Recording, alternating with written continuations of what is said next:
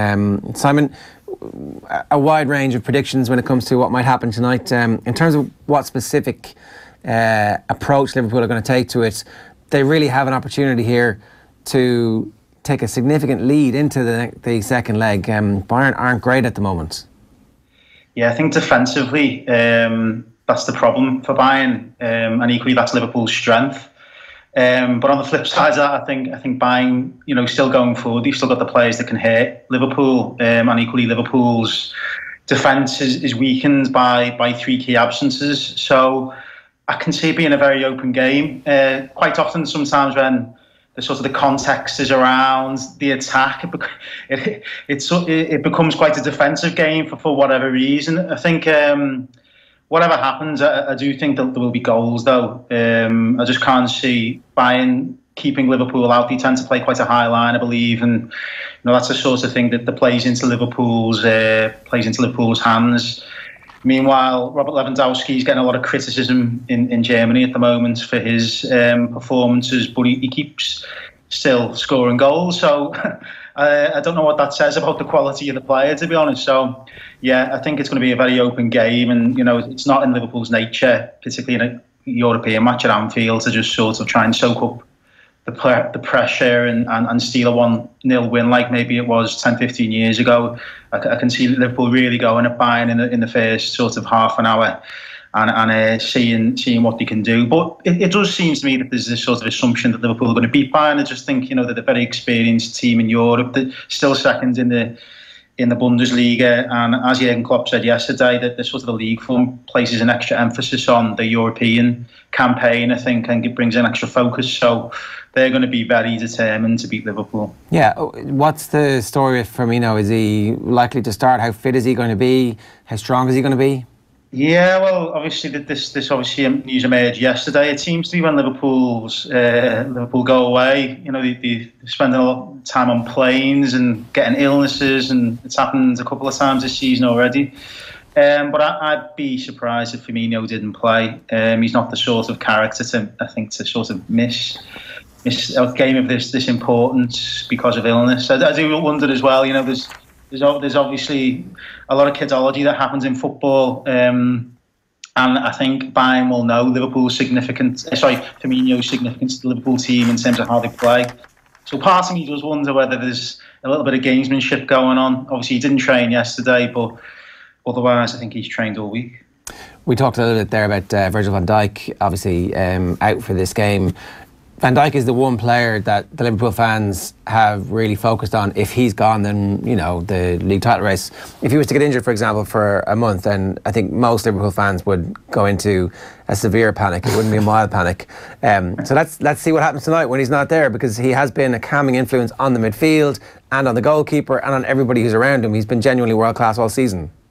Well, I go along with that. I think he is the most important player. I think if he did get injured, I'd find it hard to see how Liverpool did win the league, really. Because bearing in mind Joe Gomez's injury, I don't think he's going to be back anytime soon. I think it's going to be a bit longer than Liverpool expected, which is a bit of a blow. Dejan Lovren can't seem to stay fit. He's had problems all season, really, since he's come back from the World Cup. Meanwhile, Joel Matip isn't a defender that you'd necessarily hang your hat on, throughout the course of a very important part of the campaign. He's had his injury problems as well. So they do need Van Dijk to be available. In terms of, tonight, I do think it's quite easy to forget some small details. Last season when Liverpool beat Manchester City at home and became the first team to beat them in the Premier League season, Van Dijk didn't play. He pulled up late and was out of the team. So, they can, in these big games, sort of rise to it, and the adrenaline takes the players over the line. And what Liverpool like when they sort of get that momentum in a game, they're very difficult to stop. So I would imagine they'd be looking, as I said before, to start really fast. So the idea of Van Dijk not being there doesn't become an issue that manifests in either the crowd's minds or certainly the players' minds. It could be a big night for Naby Keita as well, because I think, Simon, his season's been, if you were to give him your teacher score, it might be sort of a B minus, maybe a C plus, something like that. I'd imagine he will play tonight, and I would say, Simon, that it's kind of one of those nights where he could maybe win the Liverpool fans over a bit, because I would argue that he probably hasn't quite at this stage. I can definitely feel that, yeah. I think with Keita, you can see that there's a player there. Some of the stuff that he does, he's very, he sort of glides through the pitch when he's allowed to play. But, I think he has struggled with the physical side of the Premier League, which has surprised me because when he came to Liverpool from Leipzig, he has a bit of a reputation as a bit of a hard case, and I don't know whether he's had to sort of rein that in because the sort of the Premier League referees on top of that sort of thing. I do think one of the problems that he's got is English. He hasn't really mastered English yet, and in the Liverpool squad, there's only really Sadio Mane, I think, that speaks French, and I don't think he's fully integrated into the squad.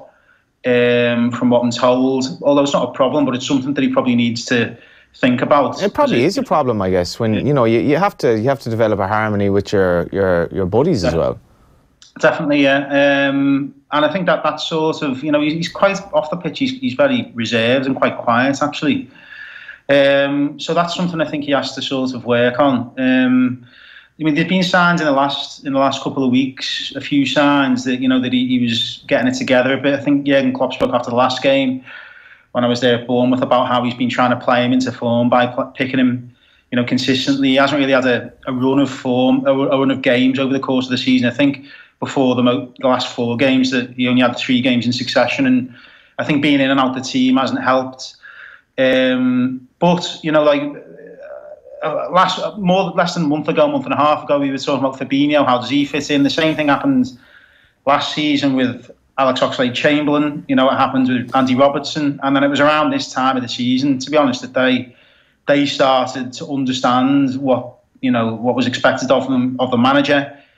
Jurgen did speak about his own expectations and demands as well, and there's a perception, I think, to see Jurgen Klopp as like sort of this wholehearted emotional figure, and he's quite calculated in terms of the tactically and the demands that he has of players. They're very specific, I think, and it takes a little while for players to adjust to that. So there's no doubt he has to pick up. Keita has to pick up and win the crowd over. I think part of the problem is he's not one who chases back all the time and reacts when there's trouble is brewing. He tends to sort of amble back, and that can create problems, certainly with the Liverpool crowd, because you want to see people run about and tackle hard. I thought he was good against Bournemouth. I just want to ask you a bit of something you've been writing about yourself, is the explosion in popularity of Liverpool in Germany.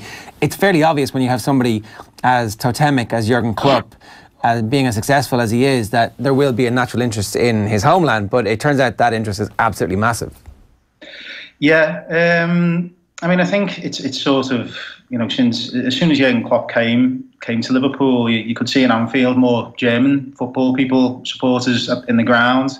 How they get tickets, I'm not sure, but they were there, and the interest is there naturally. I do think Liverpool's got a natural association with Germany in terms of the history of the clubs. Liverpool beat Borussia Mönchengladbach in 73. They beat them again in 77. So there was always that sort of interest around Liverpool. Obviously, then they beat Bayern Munich in 81 and won a lot of popularity, I think, in Germany because of that victory. And yeah, they've had quite a few German players over the years that have done well for Liverpool. They have done really well. Marcus Babbel, Didi Hamann, been fantastic players for Liverpool. So yeah. I think there was that context behind it, but certainly since Jurgen Klopp's come as manager, he's so loved in Germany. Even the Bayern Munich fans, I think, really, really like him, despite what he said about the club in the past. They'd love to have him as manager. So it's no surprise, really, that they've sort of embraced Liverpool a little bit more. I do sense that tonight, if you're not a Bayern Munich fan, you will be wanting Liverpool to beat Bayern Munich in Germany. Yeah, fair enough. Simon, great stuff. Thanks a million. Enjoy the game. Thanks. Simon Hughes there talking to us about Liverpool. That was